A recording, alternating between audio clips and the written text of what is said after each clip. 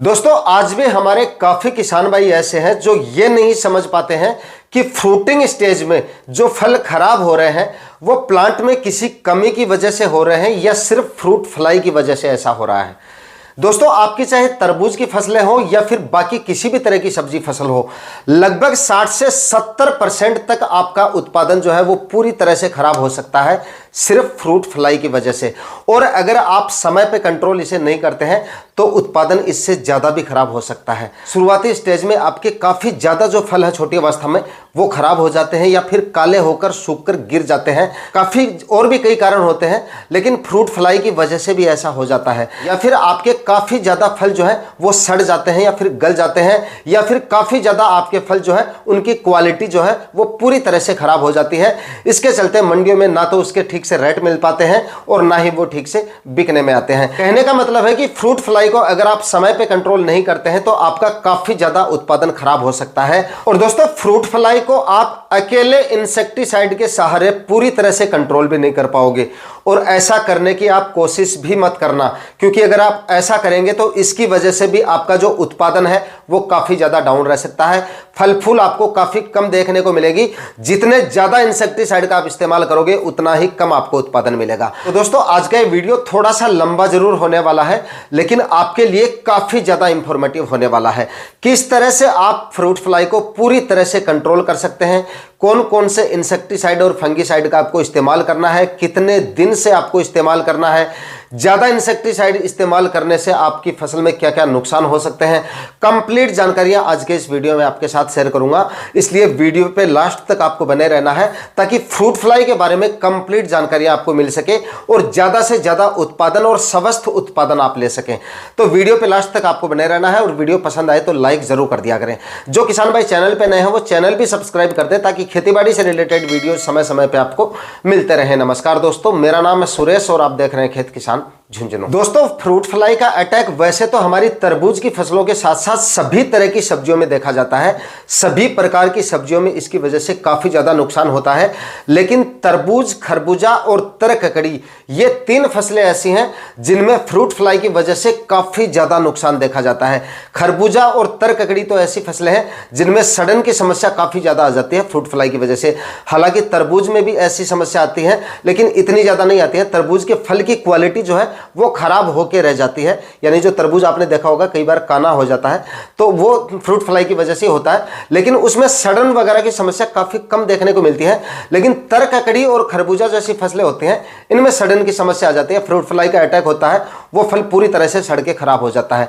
तो ये समस्या इन फसलों में, तीन फसलें जो हैं इनमें सबसे ज्यादा देखा जाता है, और बाकी सब्जियों में भी फ्रूट फ्लाई की वजह से काफी ज्यादा नुकसान होता है। जैसे तोरई की फसल हुई, खीरे की फसल हुई, कि दोस्तों आपकी जितनी भी बेल वाली सब्जियां हैं उनमें सभी में फ्रूट फ्लाई की वजह से काफी ज्यादा नुकसान देखा जाता है। तो दोस्तों फ्रूट फ्लाई को कंट्रोल करने वाले इंसेक्टिसाइड के बारे में जानने से पहले आपको यह जानना ज्यादा जरूरी है कि क्यों फ्रूट फ्लाई को कंट्रोल करने वाले इंसेक्टिसाइड का इस्तेमाल ज्यादा करने से भी आपकी फसलों में ज्यादा नुकसान हो जाता है। कहने का मतलब है कि सिर्फ इंसेक्टिसाइड का इस्तेमाल करके आप फ्रूट फ्लाई को पूरी तरह से कंट्रोल नहीं कर पाओगे, और अगर ज्यादा इंसेक्टिसाइड का इस्तेमाल करोगे तब भी आपका उत्पादन काफी ज्यादा डाउन रह सकता है।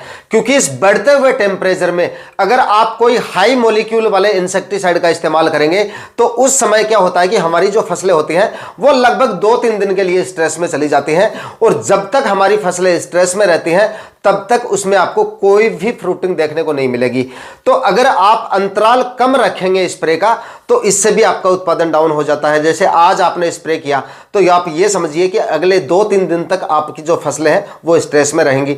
तो जब तक स्ट्रेस में रहेंगी तब तक फ्रूटिंग उसमें नहीं आएगी। तो 2-3 दिन के लिए आपकी फ्रूटिंग का जो कार्य है फसलों का वो रुक गया। उसके बाद में 5 दिन बाद में आपने दोबारा इस्तेमाल कर लिया इंसेक्टिसाइड, तो फिर फ्रूटिंग आपको देखने को कहां से मिलेगी? आपकी फ्रूटिंग डाउन रहेगी। आपने कभी कभार देखा भी होगा कि आज आपने इंसेक्टिसाइड का इस्तेमाल किया, फल मक्खी की वजह से आपके काफी फल खराब हो रहे थे, आज आपने इस्तेमाल किया, 2 दिन बाद में अगर आप देखते हैं तो छोटे छोटे कैप्सूल साइज के जो आपके फल है वो ब्लैक होकर गिर जाते हैं जमीन पे। तो इसका कारण भी यही होता है, जब फ्रूटिंग हल्की सी बन रही होती है उस समय पे अगर आपका प्लांट स्ट्रेस में चला जाता है तब भी आपकी फ्रूटिंग डाउन हो जाती है। हालांकि इसके और भी कई कारण होते हैं, वो इस वीडियो में हम जिक्र नहीं करेंगे कि मतलब कुछ कमियों की वजह से भी जो माइक्रो न्यूट्रिएंट्स और पोषक तत्व होते हैं उनकी वजह से भी फ्रूटिंग हमारी काफी ज्यादा डाउन हो जाती है। लेकिन यहां पर हम फ्रूट फ्लाई की बात कर रहे हैं, तो फ्रूट फ्लाई की वजह से तो फल खराब होते ही हैं, ज्यादा इस्तेमाल करेंगे इंसेक्टिसाइड का तब भी आपकी फ्रूटिंग काफी ज्यादा डाउन रह सकती है। और दोस्तों ये आपको कोई नहीं बताएगा कि फ्रूट फ्लाई को कंट्रोल करने वाले इंसेक्टिसाइड का ज्यादा इस्तेमाल करने से भी आपका उत्पादन काफी ज्यादा डाउन रह सकता है। तो फिर इसको पूरी तरह से हम कंट्रोल कैसे कर सकते हैं? तो प्रिवेंटिव में ही आपको कुछ स्टेप लेने पड़ेंगे जिनकी वजह से आप फ्रूट फ्लाई को बिना इंसेक्टिसाइड के भी काफी हद तक कंट्रोल कर सकते हैं। और उसके बाद में लगभग 10-12 दिन के अंतराल से अगर आप इंसेक्टिसाइड का इस्तेमाल करेंगे तो आपका नुकसान भी काफी कम होगा और फ्रूट फ्लाई भी आपकी पूरी तरह से कंट्रोल में रहेगी।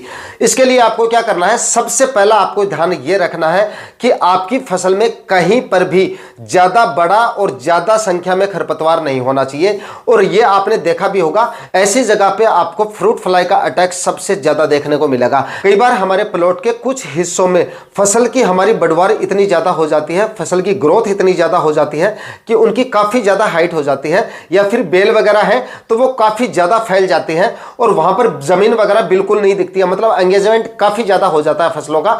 तो वहां पर आपने देखा होगा कि फ्रूट फ्लाई का काफी ज्यादा अटैक आपको देखने को मिलेगा। तो कहने का मतलब है कि खरपतवार वगैरह आपके प्लॉट में बिल्कुल नहीं होना चाहिए। फिलहाल अगर आपकी फसलें फ्रूटिंग स्टेज में है तो खरपतवार की साइज भी काफी बड़ी हो चुकी होगी। जितना ज्यादा खरपतवार आपके प्लॉट में रहेगा फ्रूट फ्लाई उतनी ही ज्यादा परेशान आपको करेगी। सबसे पहली सावधानी तो ये रखनी है। और दूसरा दोस्तों, जैसे ही आपकी फसलें फ्लोरिंग स्टेज में आती है उस समय आपको अपनी फसलों में ये लगा देने हैं, दिख रहा आपको फ्रूट फ्लाई ट्रैप, जिसके अंदर ये एक लूर आता है जो मैं आपको दिखा भी देता हूँ। ये लकड़ी का एक छोटा सा टुकड़ा जैसा आता है जिसके अंदर फ्रूट फ्लाई को अट्रैक्ट करने वाले जो केमिकल होता है वो मिलाया जाता है, जिसकी वजह से आपकी जितनी भी नर फ्रूट फ्लाई होती है वो इसके अंदर आ जाती है।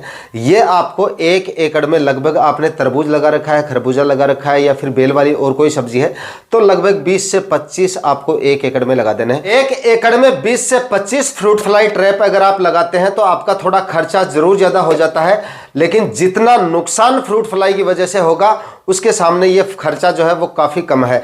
और ये सिर्फ आपको एक बार ही खरीदना है, उसके बाद में ये डब्बा जो है ये सालों तक चलता रहेगा। अगले साल आपको सिर्फ ये लूर खरीदना है। लूर हमेशा अच्छी कंपनी का, अच्छी क्वालिटी का खरीदें।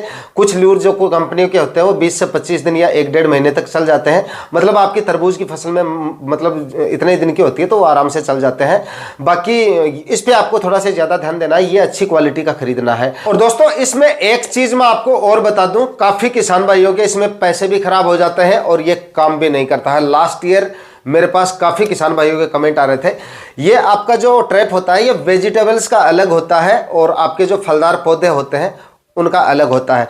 तो आपको वेजिटेबल फ्लाई ट्रैप आते हैं वो खरीदने हैं, क्योंकि सब्जियों में और तरबूज की फसलों में जो वेजिटेबल वाले जो फ्रूट फ्लाई ट्रैप आते हैं वही काम करेंगे। अगर आप बागवानी वाले फ्लाई ट्रैप इसमें लाके लगा दोगे सब्जियों में तो एक भी फ्रूट फ्लाई इसके अंदर नहीं आएगी। और उसके बाद में काफ़ी किसान भाई कमेंट करके बताते रहते हैं कि भाई हमने ये लगा दिए हैं, उसमें फ्रूट फ्लाई नहीं आ रही है, हमारी फसल में फ्रूट फ्लाई की वजह से काफ़ी नुकसान हो रहा है। फिर हम पूछते हैं कि आपने फ्रूट फ्लाई ट्रैप लगा रखे हैं, तो बताते हैं कि हाँ लगा रखे हैं, लेकिन उसमें एक भी फ्रूट फ्लाई नहीं है। अगर आपने गलत फ्रूट फ्लाई ट्रैप अगर आपने अपने प्लॉट में लगा रखा तो उसमें फ्रूट फ्लाई नहीं आएगी। या फिर आपका जो लूर है, जो लकड़ी का टुकड़ा मैंने आपको दिखाया है, वो अगर खराब है या एक्सपायर हो चुका है तब भी फ्रूट फ्लाई इसके अंदर नहीं आएगी। तो जो फ्रूट फ्लाई का लूर है वो आपका अच्छी कंपनी का होना चाहिए और ज्यादा पुराना नहीं होना चाहिए। और दूसरा जो वेजिटेबल फ्रूट फ्लाई ट्रैप आते हैं वो ही आपको तरबूज और सब्जियों की फसलों में लगाने हैं। दोस्तों यहाँ पर मैंने किसी भी कंपनी का नाम नहीं लिया है और किसी भी कंपनी के बारे में आपको नहीं बताया है, सिर्फ आपको यह बताया है कि आपको अपनी तरबूज और बाकी सब्जियों में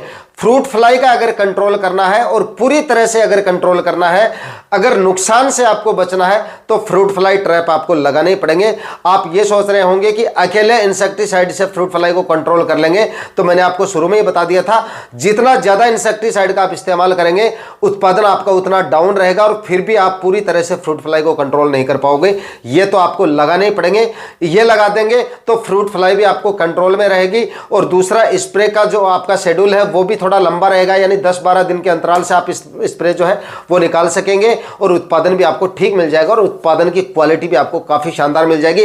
अब बात करते हैं उस इंसेक्टिसाइड के बारे में जो आपको अपनी तरबूज और बेल वाली सब्जियों में, सभी सब्जियों में इस्तेमाल कर सकते हैं। फ्रूट फ्लाई को रोकने का रामबाण इलाज आज के इस वीडियो में आपको बताऊंगा, यानी कि कौन सा इंसेक्टिसाइड है जिसका इस्तेमाल करने से फ्रूट फ्लाई आपकी पूरी तरह से कंट्रोल हो जाती है, और वो है बायर कंपनी का सोलोमोन, जिसके अंदर बीटा साइफ्लुथ्रीन और एमिडाक्लोप्रिड होता है 19.8 और 8.49% में, जो कि आपकी तरबूज और बाकी सब्जियों में फ्रूट फ्लाई को पूरी तरह से कंट्रोल कर लेती है। दोस्तों, सोलोमोन को इस्तेमाल करने का भी एक तरीका होता है, वरना नए किसान भाइयों के सामने ये समस्या आ जाती है, बाद में वो आके कमेंट करते हैं, इसलिए नए किसान भाइयों का मुझे काफी ज्यादा ध्यान रखना पड़ता है।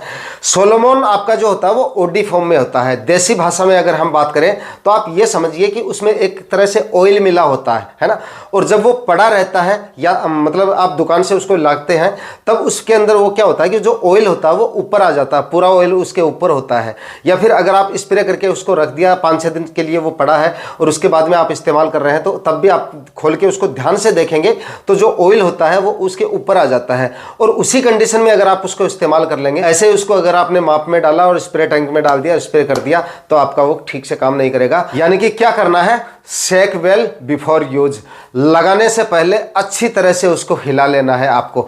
मतलब जब भी आप उसको दुकान से लेके आए तो अच्छी तरह से हाथ से उसको हिलाना है और उसके बाद में उसका ढक्कन ओपन करना है आपको, उसके बाद में आपको इस्तेमाल करना है। और जब आप इस्तेमाल आपका हो जाए, मतलब स्प्रे आपने कर लिया और बच गया, आपने रख दिया, 10-15 दिन बाद में दोबारा इस्तेमाल कर रहे हैं तो दोबारा भी अच्छी तरह से आपको इसको हिलाना है, और हिलाने के बाद ही आप उसको इस्तेमाल करें, ताकि जो भी उसके जो कंटेंट है जो ऑयल के रूप में ऊपर आ जाता है वो अच्छी तरह से उसके अंदर घुल जाए, मिक्स हो जाए, और उसके बाद अगर आप इसका इस्तेमाल करेंगे तो बेहतर रिजल्ट आपको देखने को मिलेंगे। और दूसरा सबसे जरूरी काम आपको यह करना है कि इस्तेमाल आपको हमेशा शाम के समय करना है, जिस समय पे मधुमक्खियां लौट चुकी होंगी आपके प्लॉट से, उस समय पे अगर आप इस्तेमाल करेंगे तो मधुमक्खियों को भी नुकसान काफी कम होगा, वरना इसकी वजह से काफी ज्यादा मधुमक्खियां हमारी मर जाती हैं, जिसकी वजह से भी हमारा पोलिनेशन जो है वो डाउन रह जाता है। तो मधुमक्खियों को नुकसान ना हो इसके लिए आपको शाम के समय इस्तेमाल करें। शाम के समय जितना ज्यादा आपको शाम के समय करेंगे उतना ही कम आपकी फसलें स्ट्रेस में जाएंगी,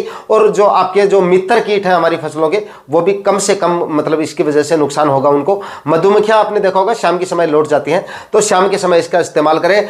धूप के दौरान और सुबह के दौरान आपको बिल्कुल भी इसका इस्तेमाल नहीं करना है। यानी कि कुछ किसान भाई क्या करते हैं, हम सुबह जल्दी कर देंगे, भाई अब टेम्परेचर बढ़ रहे हैं, 7-8 बजे अच्छे खासी धूप निकल जाती है, 7 बजे अच्छी खासी धूप निकल जाती है, आप 7 बजे से पहले तो करने से रहे। 7 बजे भी अगर कर देते हैं तो 8-9 बजे तक एकदम अच्छे वाले टेम्परेचर बढ़ जाएंगे आने वाले दिनों में।